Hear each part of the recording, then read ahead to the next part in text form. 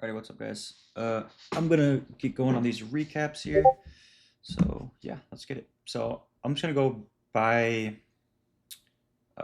asset class. So this first video will just be in all trades, doesn't matter the session, on gold and silver, or just metals in general. So when I came to session, the day had opened higher first. So let's mark out the daily open. It should be right here. So we do instantly jump higher into the previous day's range. Right, so if I look inside this previous day's range, we had this gap in price. So this is our potential refined key level. And I did like how the day opened high first to support this idea of potentially trading back down here to just a 4-hour internal to external universal model to form the high of day. That's what we use, 1 hour above universal models to form the high and low of day if you're trading the reversal. So as you can see, when we engage with this key level, you're going to ask yourself, if you want to trade away from this key level, you need to have a 4-hour candle supporting expansion away from it. So clear this candle does not support expansion away from it. So you'd have to wait for 2200 to open regardless. And when that candle opens, right, you're going to ask yourself, do we have SMT already with this key level? Let's check silver. Right, we do. So we do have SMT here at the key level, right? So now you need two-stage SMT simply. So when we drop down to the 90-minute, you're going to see this two-stage SMT. We play price, so playing price with that next 90-minute open. You're going to see this asset does not take this high out. But over here on silver, oh, sorry, I'm thinking of NQ and ES. That's the 90-minute sequential SMT, sorry. This is just with the 1 hour. My bad. This is just with the 1 hour here. So you guys can see, do not take out this 1 hour high. So there's your two-stage SMT in the form of a string switch, which we know that is the highest probable form of reversal confirmation. So that's all good, right? So we can actually trade this, essentially this reversal candle basically, right here, because it's has a small wick, right? And there's SMT with the previous candle. So it's a strength switch. So the 4-hour candle supports it. The daily open side first. So everything is pretty much aligned here. We're pretty much good to go. So this is where I just pretty much enter the 3 minutes here, like this.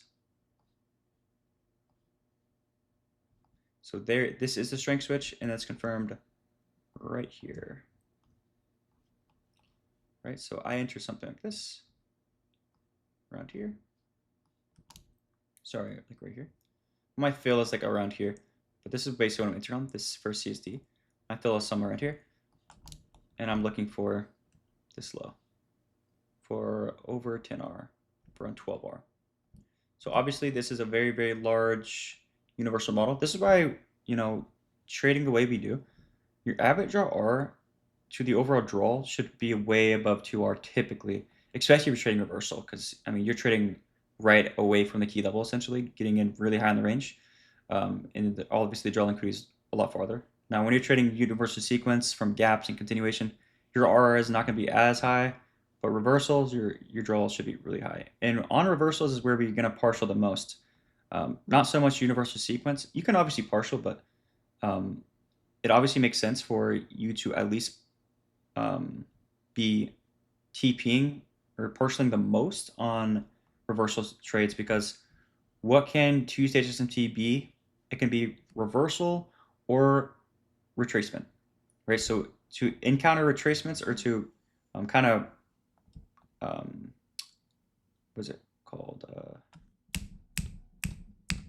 Account for them, I guess. Account for them, to account for retracements. Jeez.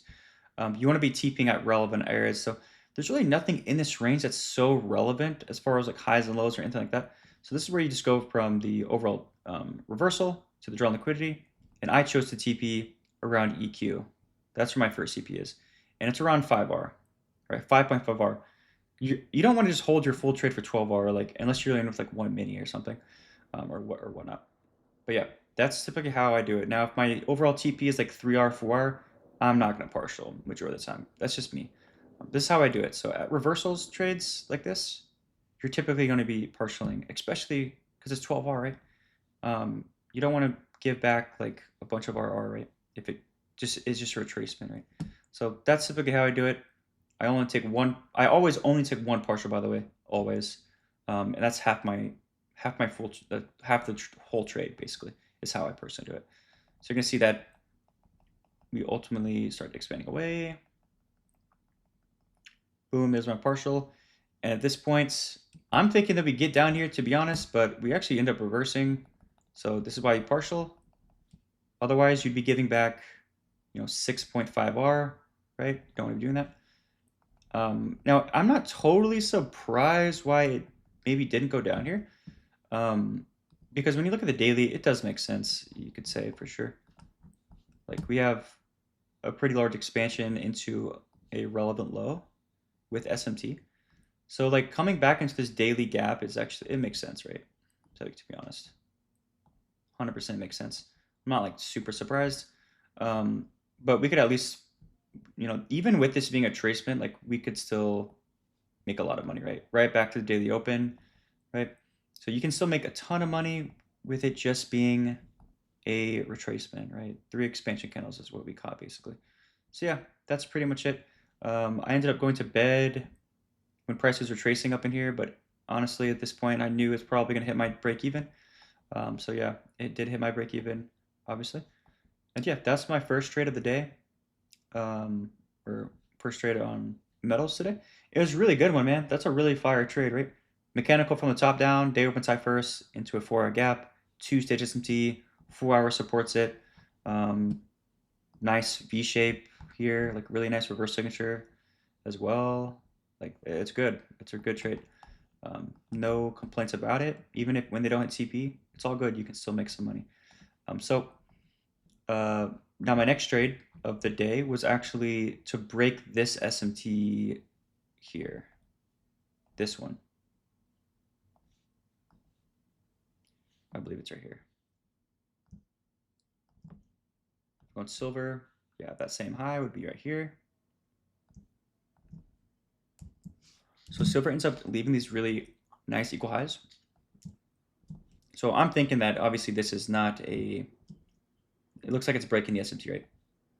This is also a daily gap as well. Daily gap. They're all expanding back towards the high. So I'm really thinking that this right here is good to go. Like honestly, I'm thinking that this is here to break the SMT. I'm actually in a trade as well. Just on some other accounts. I'm actually longing this. You're gonna see it's pretty funny. But this is gonna recap for both. So while this trade's playing out, I'm just gonna be recapping everything. So what was I gonna say? Yeah. So this 4-hour gap, boom, right here, right at 6 o'clock. This is, it was a SMT fill at one point. So you see the low of this candle on GC is a gap. And at one point there was a cracking correlation here, right? And this was what I was viewing as a strength switch right here. I was viewing this as a strength switch SMT. So go ahead and break the SMT at the highs, right? So very valid trade, strength switch SMT fill with the 4-hour. So when I drop down to the lower time frame here, we even had both assets reversing like this with the gap, right?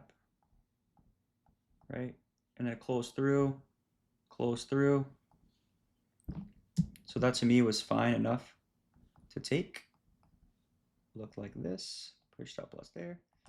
Looking for this high above 2R. That's what I mean by like when you're trading continuation like this, your R is not going to be as high. So here I would not partial or nothing like that. It's 2.8 R. As long as you're at above 2R, you're good. But it ultimately fails. So that didn't work out at all. So you're going to see that in the future.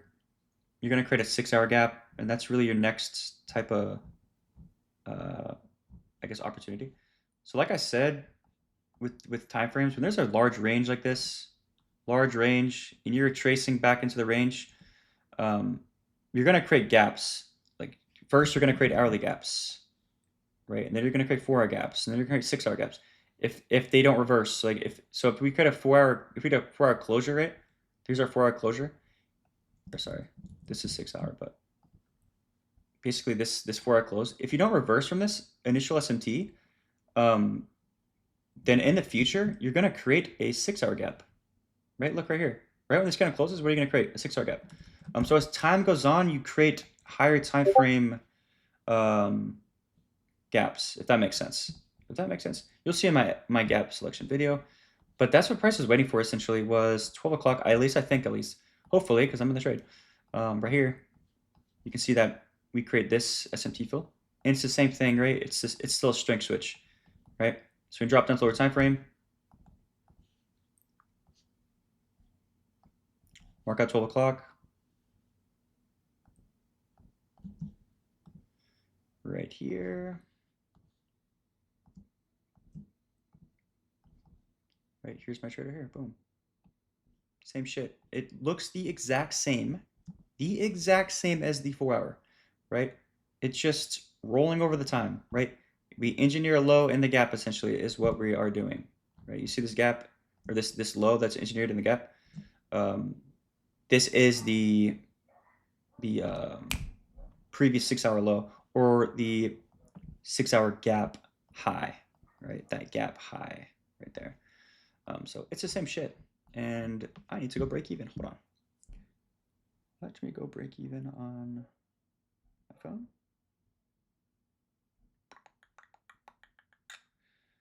Nice. Okay, thank God I'm logged on my phone. All right, cool. That's pretty much it, guys. That's my day for metals, and you will obviously know if this hits or hits break even. I'm pretty much break even right now. So, yeah. Now I will start by doing my recap on probably oil next. But I'm pretty much gonna end this video for this recap. So yeah, pretty short, simple. And yeah, man, the day also supports bullishness at this point here. So yeah, we're all good, right? So at this point, in this candle here, the 6 AM candle does not support bullishness, obviously, right? It's like a reversal candle. And again, when you create SMT like this, again, what are they used for, guys? Retracements / reversal. Why can we automatically rule out that this is probably just a retracement? It's because of the daily candle and how close this SMT is, right? And then you get the strength switch. I mean, it's probably highly likely going to be just a retracement. And that's pretty much what it ended up being, right? So at least I think it is. I think I'm really confident in this trade. I was really confident in the first trade as well, but you know, is what it is. Same thing though, same exact thing. When you get this strength switching, guys, like more times than not, it's gonna work out. You know, like more times than not, it's a really good concept, and I'm very confident in this trade playing out. To be honest with you, especially the way it's actually forming now. Like we're actually expanding away. Here we weren't really, we didn't expand much. It wasn't. It's really early on in it. It just didn't happen. But this is actually expanding away. And when it expands like this, highly likely to hit. Highly likely to hit. So, yeah, I'll catch you guys later. I will now record oil.